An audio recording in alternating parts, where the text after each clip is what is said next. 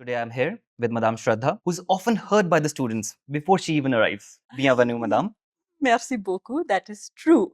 I feel sometimes like I'm the resident T-Rex of Alliance Française, just prowling around, but very gentle, very kind. Not like the one in Jurassic Park. For sure, a very intellectual T-Rex, Madame. We can only hope. So what was it? Did you choose French or French chose you? I think that's a beautiful way to put it.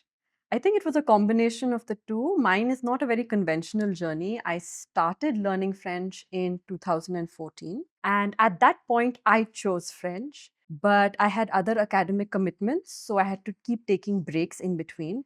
But I kept getting drawn back into Alliance Française and the environment that it provided. So I feel after that point, French chose me. And what was your favorite part about your journey? What was your favorite thing that you experienced in Alliance Française? The reason I kept going with the language was that I had such a blast at Alliance Française. I had such a good time that learning French just seemed to be a natural outcome of the process of just enjoying yourself in class. Another one I really want to ask. Whenever we learn some new language, for sure, some words get stuck with us. Yes, that's true. Is there a word or an idiom in French that you use every day? Every day, I'm not sure. You'll have to ask my students that. But yes, there is a expression that I'm quite partial to. Ce n'est pas la fin du monde, which means it's not the end of the world. I use it a lot in class, I think, to remind the students as much as to remind myself that we shouldn't hyper-focus on our mistakes. Just take everything one day at a time and appreciate the progress that you've made. And don't give yourself such a hard time. For sure. I would like to add to it.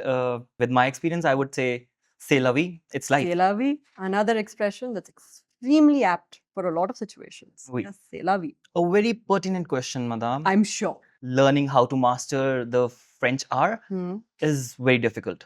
What was it for you like? Mastering the French R was not my greatest obstacle or difficulty because as a child, I moved around a lot. I continue to do as an adult as well. I move around a lot for work. That being said, I became a keen observer of how people speak and behave and act. And of course, that accent is part of this observation. So when I found myself steeped in a French milieu or environment, I started to adopt how my teachers were speaking. And that's the advice that I'd like to give students as well.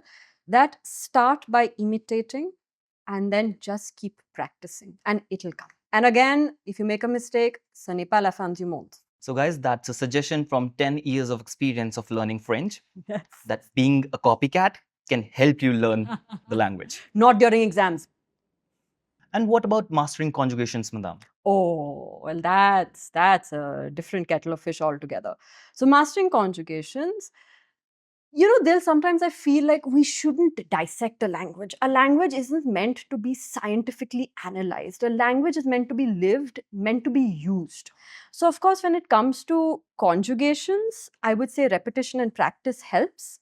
But then again, somewhere would we lose out on the fun aspect of learning a language. So I think learning a language, a foreign language, is about having serious fun. Well, so when you're talking about the serious aspect of it, practice, be diligent every day. Do what your teachers are telling you to do, right? Do your homework, but also remember to have fun. And conjugations, the French R, everything will come. So have serious fun. So you are trying to say that feel the language, live the language, have fun, and slowly it will absorb. Parlez, lisez, écoutez, regardez. Écrivez, devoir. After the last question, I have one more for you. Okay. So from your experience, you said it took you 10 years to complete it. And for sure, there are many students all around the world who are trying to master the language a little earlier than what you tried.